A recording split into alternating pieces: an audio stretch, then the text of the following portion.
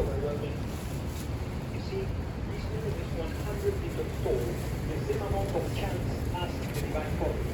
And you know, this room is really important, and always have a certain mathematical proportion. So Palacio, the architect, used this proportion as far as it was for the portion, which is in the middle of this lobby. There is an underground river flowing. Well, below the two basements of this building, there is an encased river flowing into the Río de la Plata, el arroyo Tercero del Medio, that in the colonial times was just a stream. By the time they made the building, it was already encased.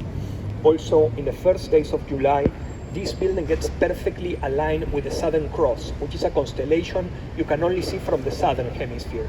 And by the end of the Divine Comedy, it says that Dante's soul, in his final ascension to heaven, pointed to a four-star constellation.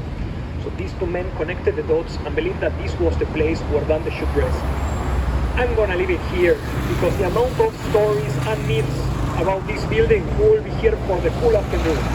There is an interesting documentary about it called El Rascacielos Latino.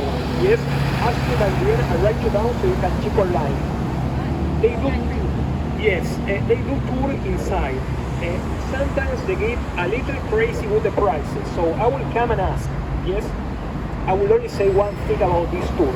If you are not comfortable in narrow spaces, this might not be the tour for you, because they take you to the lighthouse, which is great. But the only way to get there is through an extremely narrow stairway where you have to go to get in, they put somebody in front of you, somebody like that part.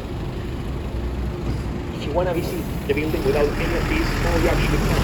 Approximately 6-7 years ago, they opened a bar in the 16th floor called Salon 1923. Not the best drinks in the city, but they have the terraces over there. Yes, and it's just wonderful being there. When the sun is coming down, there are few high views of Buenos Aires which are available for the public, but I think they have among the nicest. Okay? And by the way, it's an office building that Barolo planned to rent. Yes, it's not for dwelling, as I guess. Okay, it's still actually our company several years ago rented one seat in a table, so we could say we had an office in the Barolo building. There you go. I'm sure the companies that are hiring spaces in this building, they're Freemasons.